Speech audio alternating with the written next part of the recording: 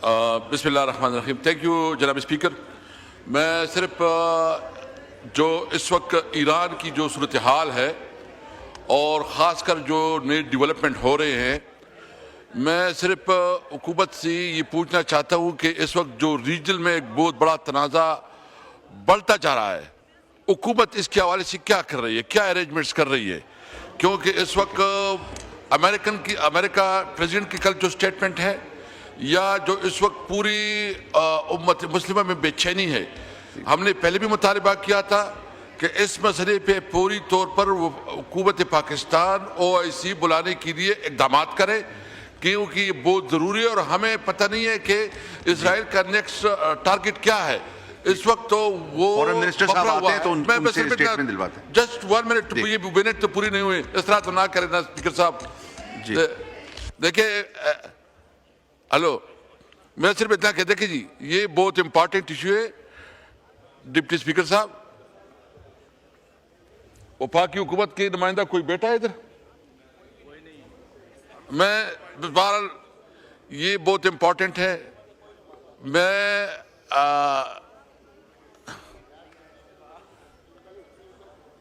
जी मैं इसलिए कहता हूं कि जी बहुत सेंसिटिव इशू है। वो फॉरेन मिनिस्टर से कैसे साहब वो जैसे आते हैं उनसे स्टेटमेंट उनको कहते हैं कि फ्लोर पे बताया कि वो इस वक्त क्या इकदाम कर रहे हैं, क्या जो है सफारती तौर पर क्या हो रहे हैं, और इस वक्त जो सिचुएशन है इस पार्लियामेंट को इत्तेमाद में लिया जाए कि इस वक्त शुक्रिया। ठीक।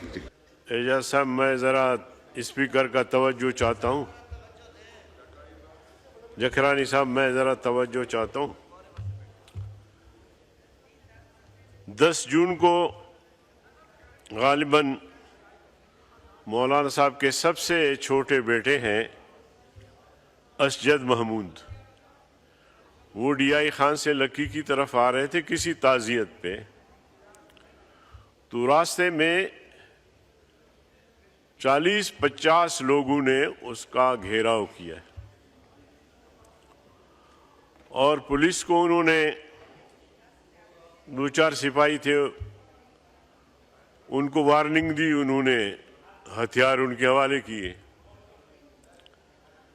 मगर खुशकिस्मती ये कि असजद महमूद के साथ हमारे रजाकार भी थे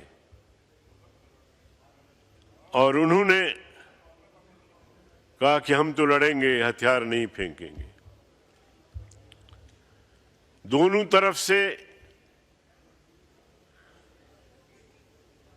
बंदूकें बुलट हो गई। उस ग्रुप ने रॉकेट लॉन्चर भी निकाल लिया। बहरहाल बचाने वाला अल्लाह है, अल्लाह ने उन पर रोब डाला। जो भी हुआ, भाई ऐसा क्यों कर रहे हो, हमारे बड़े का हुक्म है, बड़े से बात करवाओ। बड़े से बात हो गई तो उसने आगे माजरत करना शुरू कर दिया और फिर पुलिस के से भी माजरत की और उनका असला भी वापस कर दिया। अब जनाब स्पीकर, हमारा जुर्म क्या है? मौलाना फजल रहमान साहब पे, जो हमारे कायद हैं, 3 मरतबा खुदकुश जानलेवा हमले हुए हैं, जात पर डायरेक्ट। उनके भाइयों पे अलग, घर पे अलग, बेटे पे अलग, असद महमूद पे। और ये जो इंतहाई शर्मनाक और अफसोसनाक वाक़या है, और कौमी शाहरा पे इतने लोग आते हैं और लोगों को उठा के ले जाते हैं। अब अल्लाह ने जिंदगी बचानी थी, वरना तो जहां 8 लोग और जहां 50-60 लोग, उनके दरमियान तो बचना ही मुमकिन नहीं था।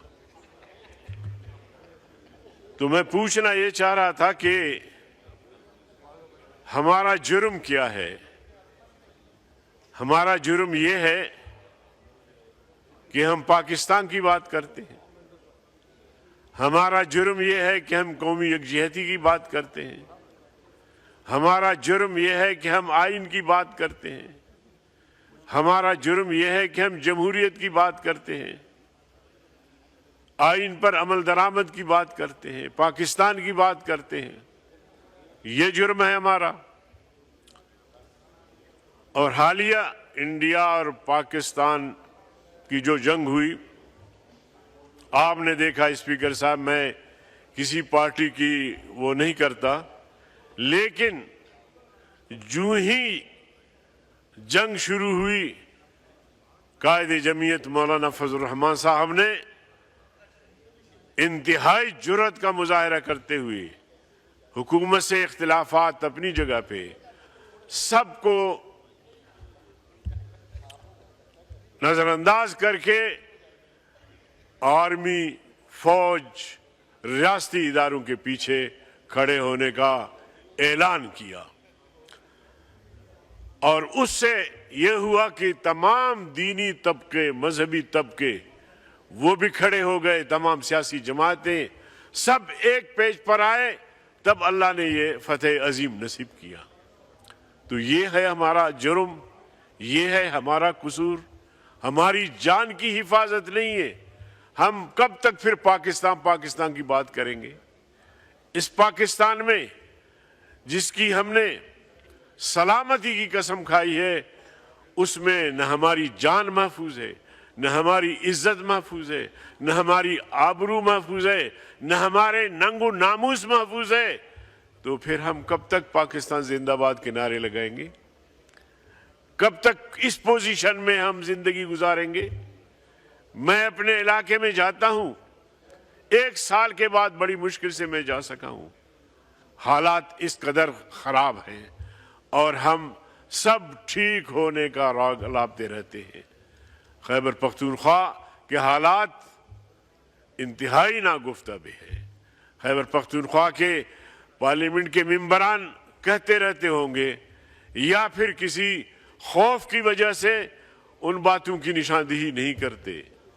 हमने तो रोज़े अव्वल से अलल ऐलान कहा है कि रियासत के अंदर रियासत की कोई गुंजाइश नहीं है।